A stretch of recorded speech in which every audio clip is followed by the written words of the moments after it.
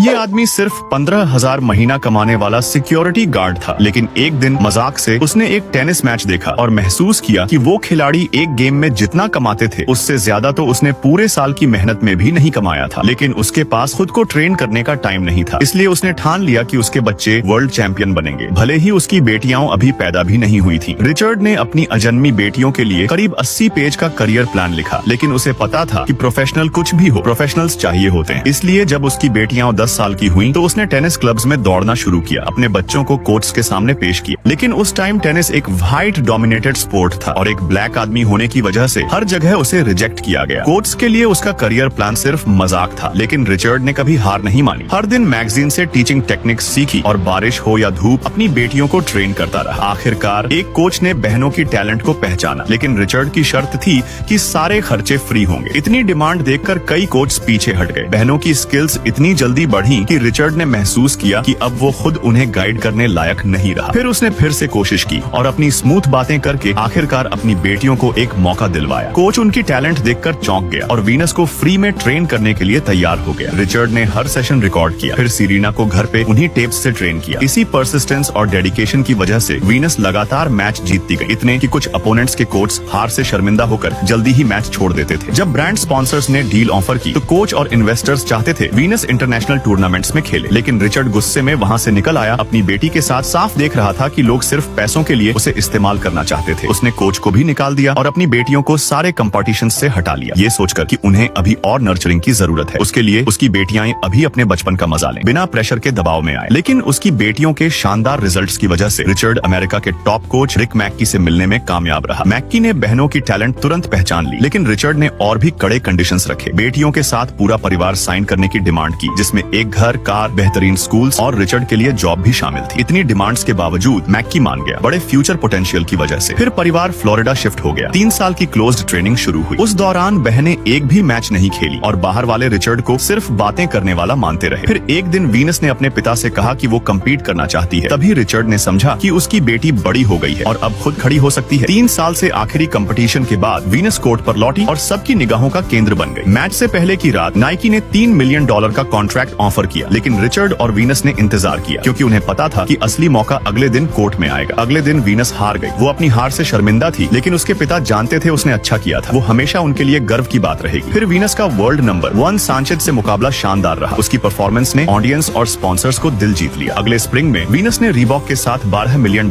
का contract sign किया। वहीं सीरीना जबरदस्त प्रेशर में भी बड़ी हुई और 23 ग्रैंड स्लैम टाइटल्स जीती। टेनिस हिस्ट्री की ग्रेटेस्ट प्लेयर मानी गई। जल्दी फेम मिलने के मुकाबले रिचर्ड हमेशा मानते थे कि सब्र, परिवार और एजुकेशन असली चाबी है। यही था उनका सीक्रेट 2 टेनिस लीजेंड्स को पालने का।